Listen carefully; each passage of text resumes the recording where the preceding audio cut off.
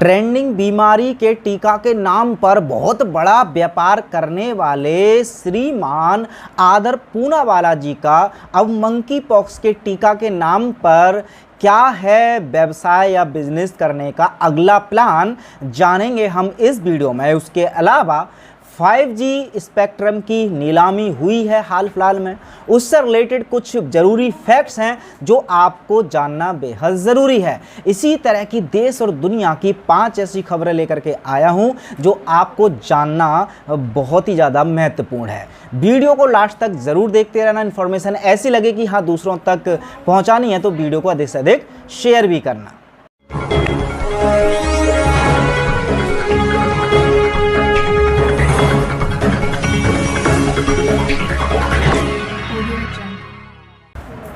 नमस्कार, मैं हूं सुमित आज़ाद और आप देख रहे हैं ग्लोबी न्यूज़।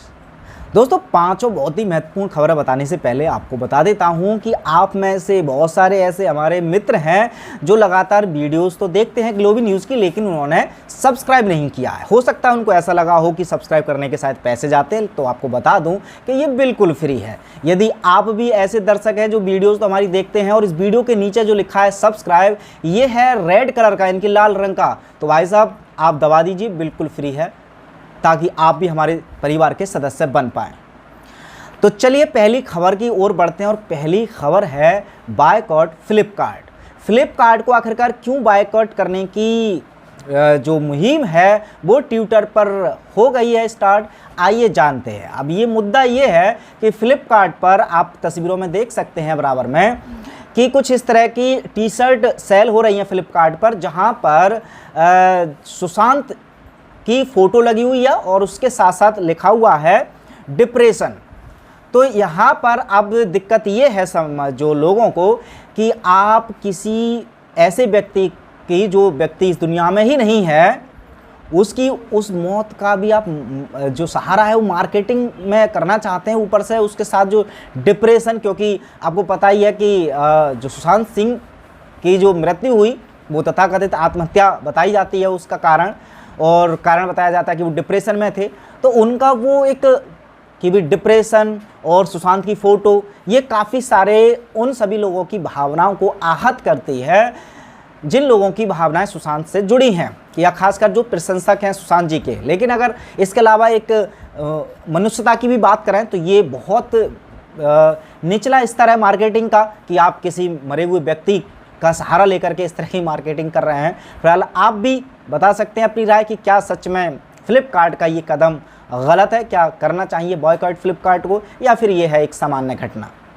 अगर दूसरी खबर की बात करें तो 5G स्पेक्ट्रम की नीलामी शुरू हुई 26 जुलाई से और काफ़ी बड़ी सफलता हुई।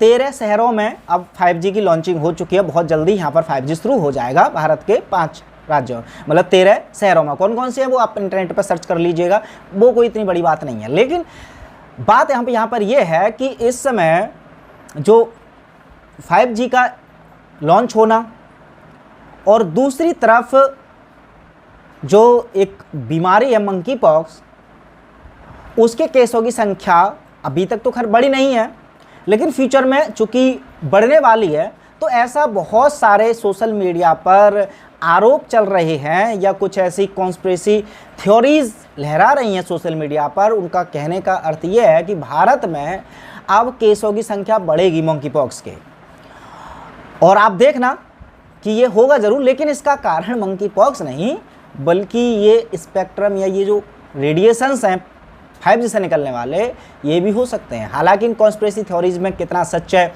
कितना झूठ है वो आप अपने स्तर से रिसर्च कीजिएगा, तब निर्णय पर पहुंचिएगा। लेकिन इस तरह की कॉन्स्पिरेसी फिलहाल चल रही हैं कि ये जो मरीजों की संख्या है वो बढ़ने वाली है इस रेडिएशन की वजह से। लेकिन अब पहले से ही इससे पहले कि लोगों को पता चले कि हाँ इसके कुछ अनुकूल प्रभाव पड़ रहे हैं, प्रतिकूल प्रभाव पड़ रहे हैं, उससे पहले ही उनको टैग दे दिया जाएगा चूँकि एक नई बीमारी का।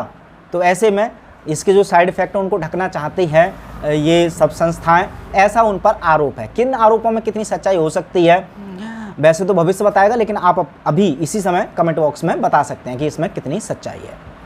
दूसरी खबर की बात करते हैं, अफ़गानिस्तान से खबर आ रही है। तो अफ़गानिस्तान में तालिबान ने हिंदुओं और सिखों से अपील की है कि अब यहाँ की जो कानून व्यवस्था है वो ठीक हो गई है, आप वापस आ जाइए। अब वो इसलिए वापस आने की अपील कर रहे हैं क्योंकि कुछ टाइम पहले सिखों के जो गुरुद्वारे थे उनको तोड़ दिया गया था, हिंदुओं पर भी बड़े अत्याचार किए गए थे। ऐसे में पलायन कर दिया था अफगानिस्तान से हिंदुओं और सिखों ने। तो अब ऐसे में तालिबान दावा कर रहा है कि साहब अब सब कुछ ठीक है, अब हम आपकी सुरक्षा करेंगे, आपको कोई दिक्कत नहीं होगी, आप वापस लौट आइए। तो ये अफगानिस्तान का एक ऐसा माहौल क्रिएट करने का प्रयास कर रहे हैं तालिबान, ताकि पूरे विश्व में उनकी छवि, जो कि पूरी तरह से बिल्कुल धुंधली हो चुकी है, बहुत बेकार हो चुकी है, लोग बस खौफ की नज़रों से ही अफगानिस्तान को देखते हैं, वहाँ की क्रूरता को देख करके। शायद तालिबान की एक पहल है छोटी सी कि उनकी इमेज थोड़ी बहुत साफ़ सुथरी दुनिया के सामने हो जाए। तो चलिए अगली खबर की बात करते हैं, और ये खबर है मंकी पॉक्स को लेकर के, और मंकी पॉक्स के साथ साथ उसके टीके को लेकर के। आप जरा बराबर में स्क्रीन में देख रहे होंगे कि मंकी पॉक्स के टीका पर आदर पूनावाला का बड़ा बयान। उन्होंने कहा कि बहुत ही जल्दी आ सकता है इसका भी नया टीका। एक्चुअल में कई सारी संस्थाओं से पूनावाला की बात चल रही है। उन्होंने निष्कर्ष के तौर पर बताया मोटा मोटा कि कुछ ही महीनों में, सालों में नहीं, कुछ ही महीनों में ट्रेंडिंग बीमारी के टीका के बाद एक और टीका मार्केट में आपको मिल जाएगा, और ये टीका आपको बचाएगा मंकी पॉक्स से। लेकिन अभी सवाल यहाँ पर यह है कि पूरे विश्व की तो खैर छोड़ दें, अगर खाली भारत की बात करें तो भारत में अभी भी मंकी पॉक्स की क्या स्थिति है।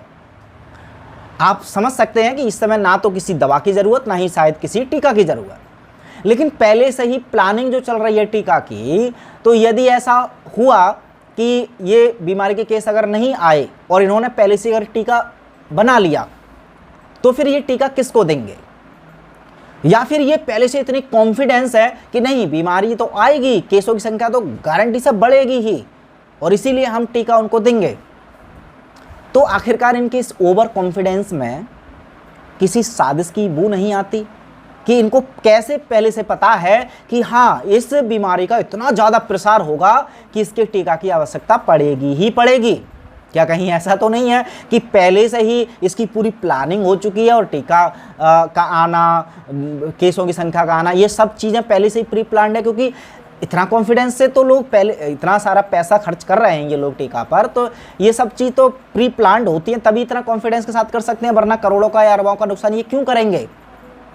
अभी जो ट्रेंडिंग बीमारी का टीका था उसको लेकर के भी करोड़ों अरबों का इनका बिजनेस तो हुआ, लेकिन बहुत सारी डोजेज लोगों ने नहीं ली तो इनका बड़ा नुकसान हुआ।